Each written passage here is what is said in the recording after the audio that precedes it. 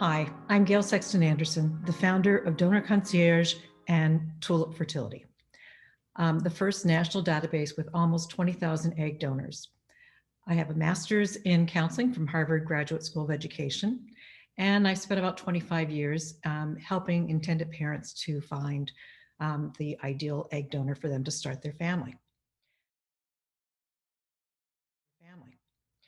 The question or the topic of this is, what is the perfect donor?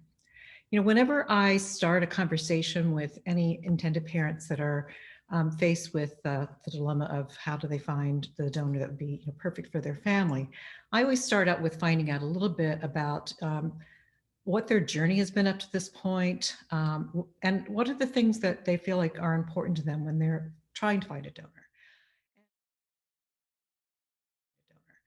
And often, what might be perfect would be someone who looks very much like the future mother, the intended mother. And but that can also be something that could be quite frustrating because, of course, in every case, we're all quite unique individuals, and there's not going to be anyone that's going to be exactly like anyone else. So what I usually recommend is that they look for someone who looks like they would fit into their family and who they kind of like for who they are.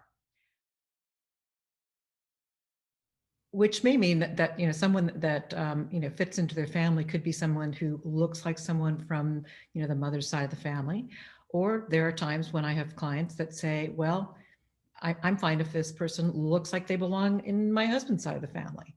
But there are I'd say about 8 top things that I always recommend that people keep in mind when they're thinking about finding an egg donor. So, and the first one is looking for someone that would fit into your family. Someone who shares your coloring, your heritage, and someone who, kind of maybe looks like a relative, so that could be someone that could kind of blend into your family. You're not likely to want to choose someone who is a very different background and very different coloring. And in some cases, I would say that it's good to find someone who there's just something about them that you like, something that you can that you find relatable. The second thing that I usually recommend is finding someone who, if you ever got a chance to meet her, which most people don't get an opportunity to meet their donor, but someone that when you read through her profile, there's something there that makes you feel like, I think I would like her, that there's something relatable about her that you feel sort of a connection. It doesn't have to necessarily be something that's like, she has the exact same interests that you do.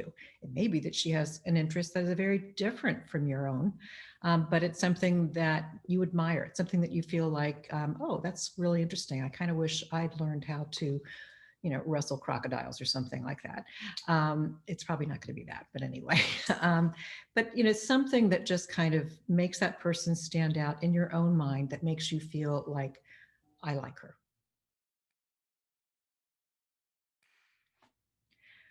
The third thing that I often recommend it, and this is not necessarily in any particular order, but you want to make sure that the donor you choose has good health background and that her family has good health background.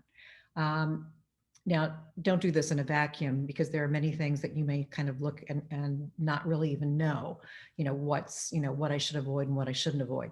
Most clinics are going to have a genetic counselor that can help you with that.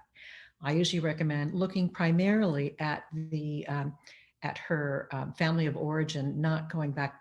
The histories will go back as far as grandparents, but I wouldn't overly focus on, say, if a grandparent developed cancer late in life, because that's something that tends to be not a hereditary issue, but something that happens, to all of us as we age. There are things that can come up. You probably would like to avoid any cancer in the immediate family because that could be something that could be heritable, and you'd want to avoid that. We usually try to avoid certain things such as mental health issues within the family, such as, if you see in a profile that maybe father committed suicide, that obviously could indicate that there's depression in the family. If her, sister has anorexia, again, that could be a mental health issue and that could be a concern. Other things would be we usually try to avoid any type of breast or ovarian cancer in the mother or the maternal grandmother. But we also sort of look at that in terms of, how old were they? When it comes to the mother, you just generally want to avoid that sort of thing. But when it comes to the grandmother, if she developed some sort of cancer when she was in her 60s, then that's not such an unusual thing. And it may not be something to be concerned about in terms of, having that be passed on to your future child.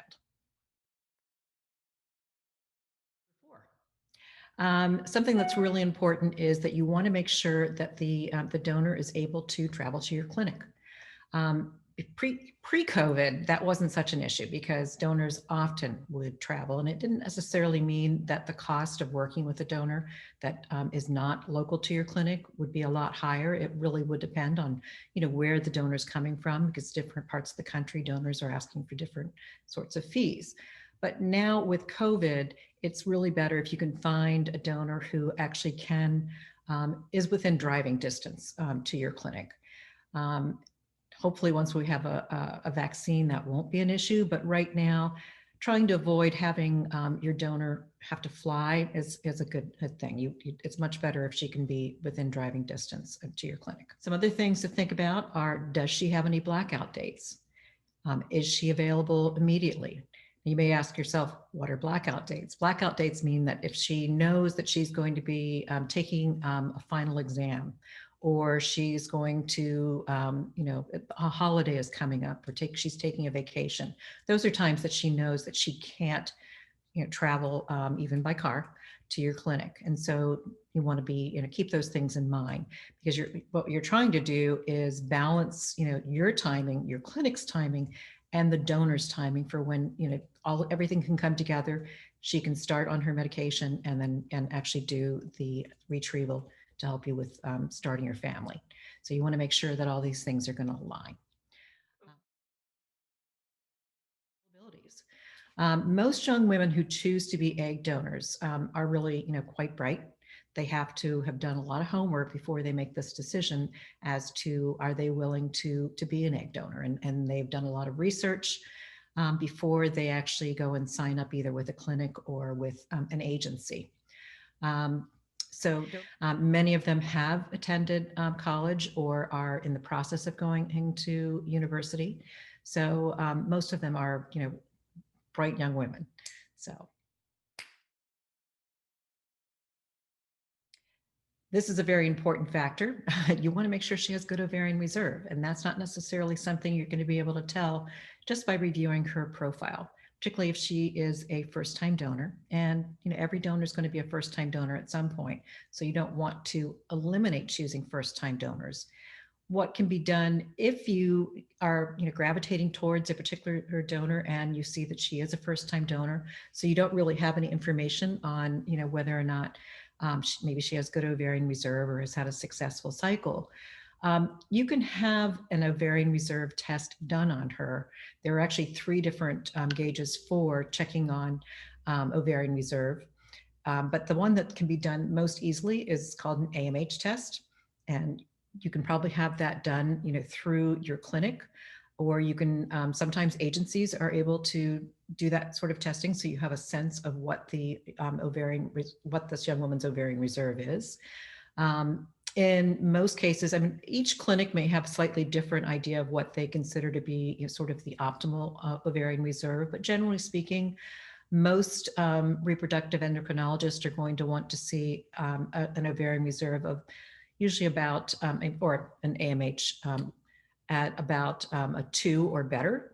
And that usually indicates that, she has very nice, normal, healthy AMH, and that she will most likely be a good egg donor for you. Number 7, is she available now when you're ready to cycle? I consider that to be a really important question, because what can happen quite often is once you get really interested in a particular donor, they may kind of say, oh, great, you can cycle with this donor in 3 months, which often means that she's cycling with someone else prior to being able to cycle with you. Or they may just say that, she's already committed to do a cycle and she can cycle with you in either, 3 to 6 months. Um, I usually say you might want to consider choosing more than one possible candidate, because waiting for a donor to when she can cycle with you after she cycled with other people can be very iffy. It's not like this is her job and she's going to, do this no matter what. Being a donor, these are very busy young women. They have very busy and active lives. You don't know what may come up for her. She may decide to go off to graduate school. She may move to a different city for her work. She may get engaged and her fiance may say, I really don't like the idea of you being an egg donor. There are 101 things that can come up, and you just don't know what that might be. And so, number 8, make sure that you have a backup plan. Um,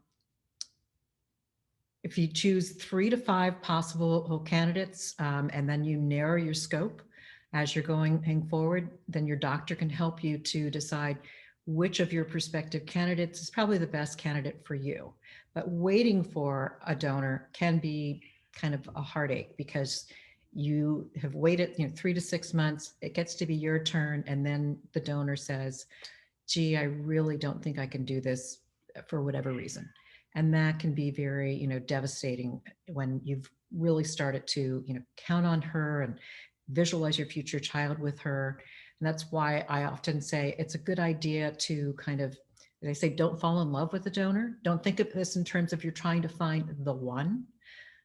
But think in terms of more trying to find, 3 to 5 possible candidates that you could feel really comfortable with, that you really like, who they seem to be.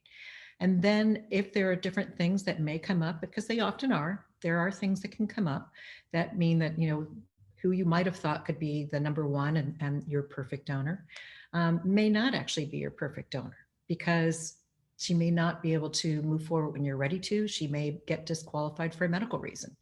So if you have more than one possibility, then it's not quite as devastating when you find that maybe that one can't go forward. You can instead say, that wasn't meant to be, and I'm going to let go of that and, go to the next person on my list, and let's hope that everything's going to work out well with this particular individual.